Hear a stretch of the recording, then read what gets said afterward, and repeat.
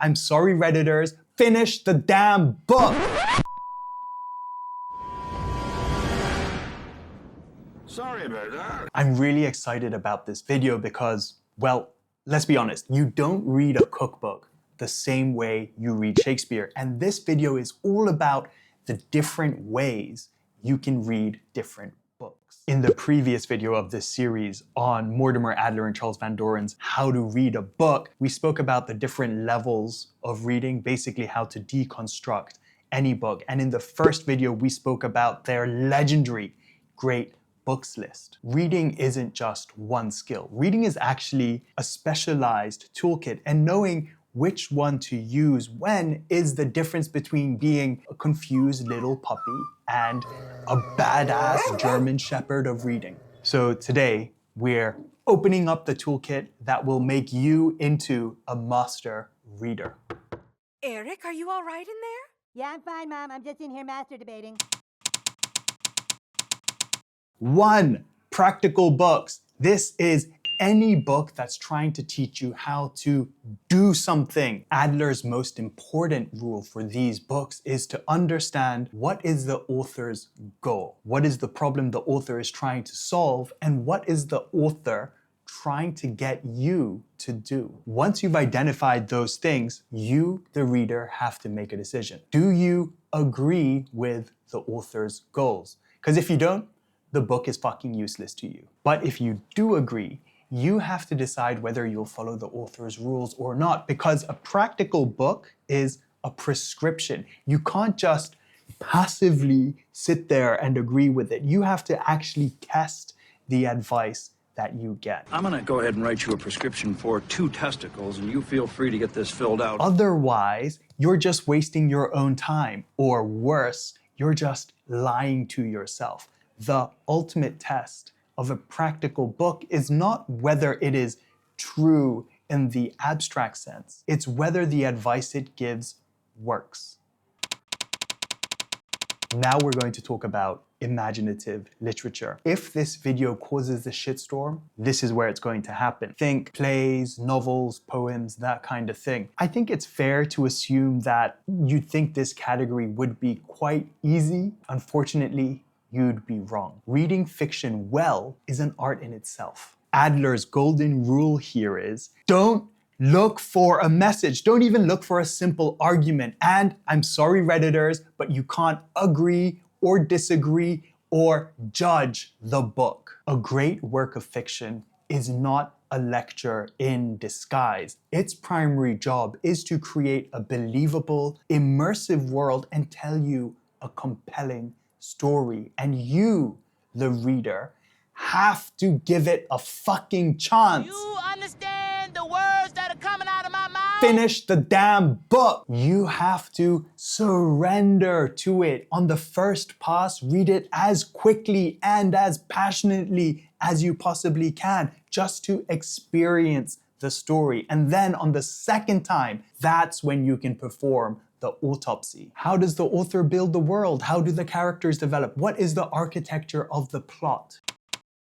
History. Reading history should be like being a detective arriving at the scene of a very old crime. The first thing to remember when reading history is that there is no such thing as an objective history. Every historian has a perspective. Every historian has a bias and is telling a story. Your job as the reader is to figure out what that story is and ask these 2 key questions. What specific time period or topic is the historian trying to cover? Obvious. What's their angle? What's the narrative the historian is trying to construct from the messy, chaotic facts of the past? For a more complete history, Adler argues that you should always read at least 2 accounts of the same event by different people with different viewpoints. Because reading history, no matter how it is that you passed your exams, is not about memorizing dates, but it's about understanding that history is a story. In fact, the French word for story is l'histoire. Wow.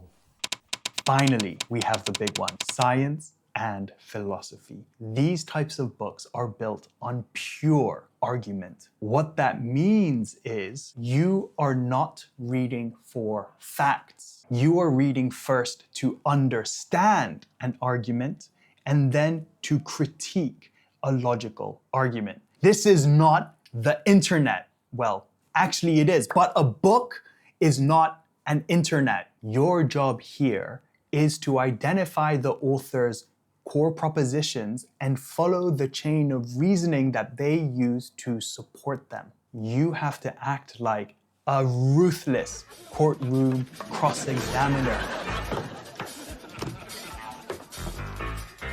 You have to identify all of the key words and how it is precisely that the author uses them. You have to come to terms with the author. You can't do all this woke postmodern shit where you just argue with definitions. That defeats the purpose. This is about the argument, not about the facts. So you find their arguments and then you restate them in your own words. Because if you can't do that, you don't fucking understand them. And then, and only then, after you understand them, after you have restated them in your own words, can you agree or disagree with them. You cannot say that you understand a work of philosophy or science until you can confidently say whether you agree or disagree with them and explain exactly why. Reading this kind of book isn't about being a spectator. In order to read one of these books,